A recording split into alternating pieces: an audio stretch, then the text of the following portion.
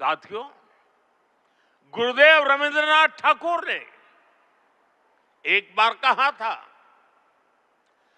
बंकिम चंद्र की आनंद मठ केवल उपन्यास नहीं है, ये स्वाधीन भारत का एक स्वप्न है। आप देखिए, आनंद मठ में वंदे मातरम का प्रसंग, वंदे मातरम की एक एक पंक्ति के, बंकिम बाबू के एक एक शब्द के, उसके हर भाव के अपने गहरे निहितार्थ थे, निहितार्थ है। ये गीत गुलामी के कालखंड में रचना तो जरूर हो गई उस समय, लेकिन उसके शब्द कुछ वर्षों की गुलामी के साए में कभी भी कैद नहीं रहे। वो गुलामी की स्मृतियों से आजाद रहे। इसलिए वंदे मातरम हर दौर में, हर कालखंड में प्रासंगिक है। इसने अमरता को प्राप्त किया है। वंदे मातरम की पहली पंक्ति है, सुजलाम सुफलाम मलयज शीतलाम सस्य श्यामलाम मातरम। अर्थात प्रकृति के दिव्य वरदान से सुशोभित हमारी सुजलाम सुफलाम मातृभूमि को नमन। साथियों, यही तो भारत की हजारों साल पुरानी पहचान रही है। यहां की नदियां, यहां के पहाड़, यहां के वन वृक्ष और यहां की उपजाऊ मिट्टी, ये धरती हमेशा सोना उगलने की ताकत रखती है। सदियों तक दुनिया भारत की समृद्धि की कहानियां सुनती रही थी। कुछ ही शताब्दी पहले तक ग्लोबल जीडीपी का करीब 1/4 हिस्सा भारत के पास था।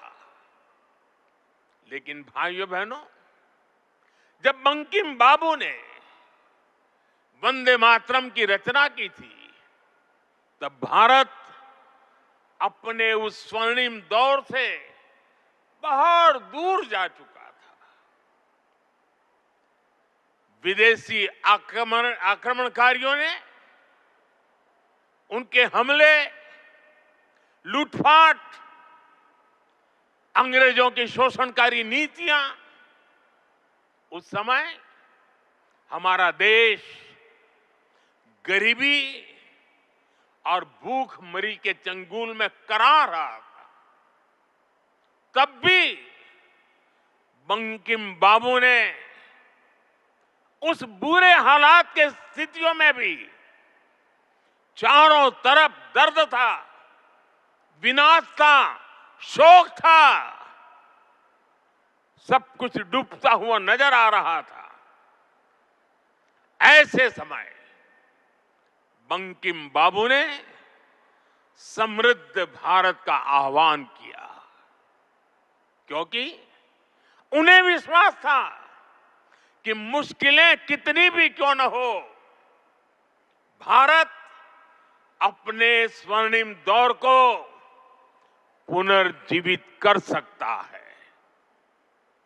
और इसलिए उन्होंने आह्वान किया, वंदे मातरम।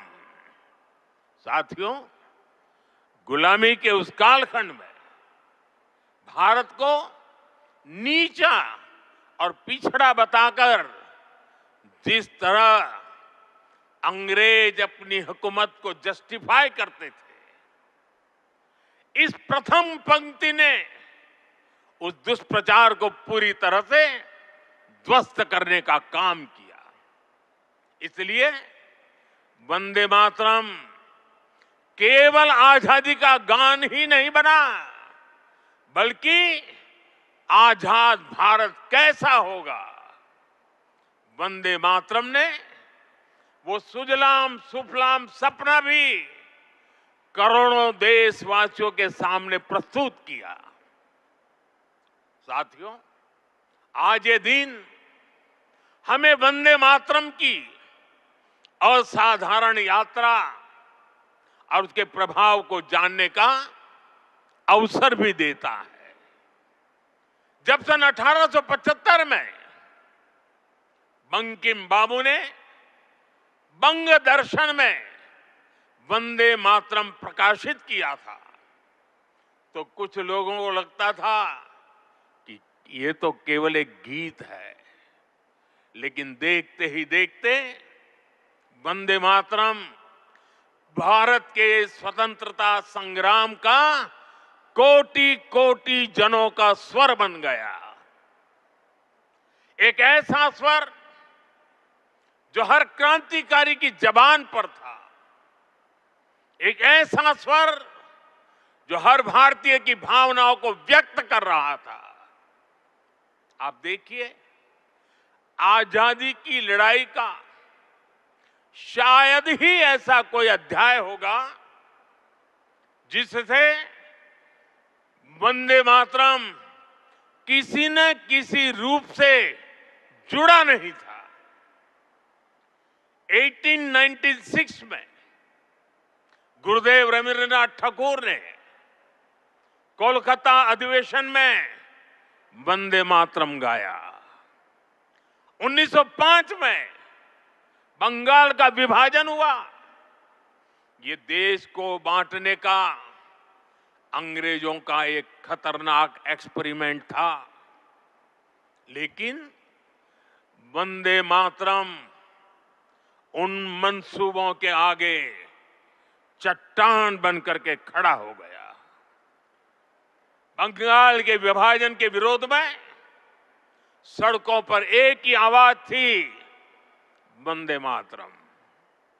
साथियों, बरिसाल अधिवेशन में जब आंदोलनकारियों पर गोलियां चली, तब भी उनके होठों पर वही मंत्र था, वही शब्द थे, वंदे मातरम।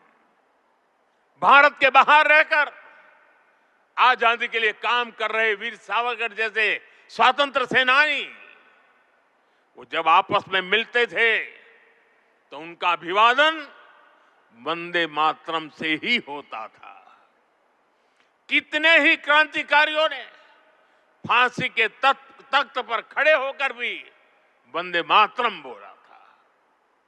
ऐसी कितनी ही घटनाएं, इतिहास की कितनी ही तारीखें, इतना बड़ा देश, अलग अलग प्रांत और इलाके, अलग अलग भाषा बोलने वाले लोग, उनका आंदोलन, लेकिन जो नारा, जो संकल्प, जो गीत हर जबान पर था, जो गीत हर स्वर में था, वो था वंदे मातरम।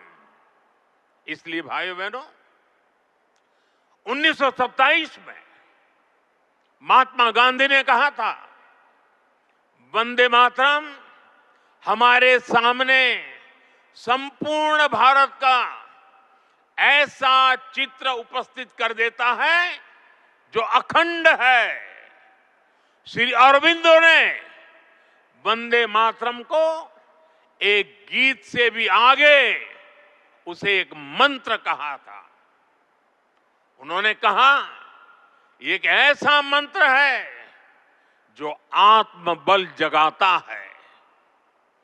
भिकाजी कामा ने भारत का जो ध्वज तैयार करवाया था, उसमें बीच में भी लिखा था वंदे मातरम।